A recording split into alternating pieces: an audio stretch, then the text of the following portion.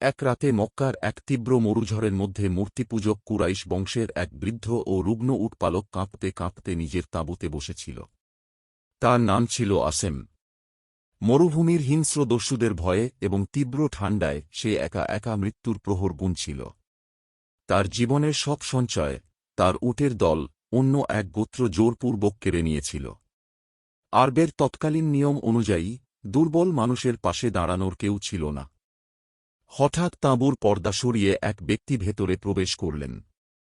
তার অবয়ব থেকে এক অদ্ভুত শান্ত আলো ছড়িয়ে পড়ছিল, যা দেখে আসেমের ভেতরের সব ভয় এক নিমেষে কর্পূরের মতো উড়ে গেল। তিনি আর কেউ নন, স্বয়ং মহানবী হজরত মুহাম্মদ সাল্লাল্লাহু আলাইহি ওয়াসাল্লাম। তিনি বৃদ্ধের কাঁপতে থাকা হাত দুটি নিজের উষ্ণ হাতের মধ্যে নিলেন এবং পরম মমতায় তাকে সামান্য জল ও খেজুর খাওয়ালেন।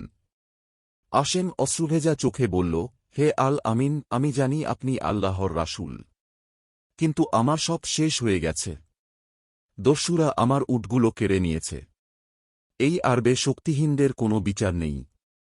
মহানবী হজরত মুহাম্মদ সাল্লাল্লাহু আলাইহি ওয়াসাল্লাম মৃদু হাসলেন। তিনি কোনো সৈন্যদল বা অস্ত্র সঙ্গে নিলেন না। তিনি একাই সেই নিষ্ঠুর ও শক্তিশালী দস্যু সর্দারের ঘাঁটির দিকে রওনা হলেন।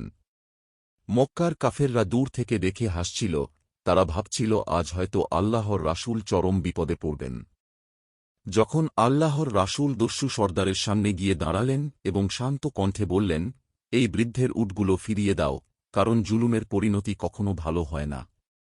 হজরত মুহাম্মদ সাল্লাল্লাহু আলাইহি ওয়াসাল্লামের কণ্ঠের সেই অপার্থিব গম্ভীরতা, তাঁর চোখের সত্যের তেজ এবং কোনো ভয়হীন উপস্থিতি দেখে সেই নিষ্ঠুর দস্যু সর্দার কাঁপতে শুরু করল। দস্যুটির মনে হল রাসূলের পেছনে যেন এক অদৃশ্য শক্তির পাহাড় দাঁড়িয়ে আছে। কোনো যুদ্ধ বা রক্তপাত ছাড়াই সর্দার নিজে নতজানু হয়ে বৃদ্ধের সমস্ত উট ফিরিয়ে দিল এবং নিজের অন্যায়ের জন্য ক্ষমা চাইল। হজরত মুহাম্মদ সাল্লাল্লাহু আলাইহি ওয়াসাল্লাম যখন সেই উটের পাল নিয়ে বৃদ্ধ আসেমের তাঁবুতে ফিরে এলেন, তখন আসেমের চোখ দিয়ে আনন্দের জল গড়িয়ে পড়ছিল। সে ভাবতেও পারেনি আরবের বুকে কোনো রক্তপাত ছাড়া শুধু সত্য ও নৈতিকতার শক্তিতে এভাবে অধিকার ফিরে পাওয়া সম্ভব। আসেম উটের রশি ধরে বলল, হে আল্লাহর নবী, তরবারি দিয়ে মানুষ জমি জয় করে, কিন্তু আপনি আজ তরবারি ছাড়াই মানুষের অহংকার এবং হৃদয়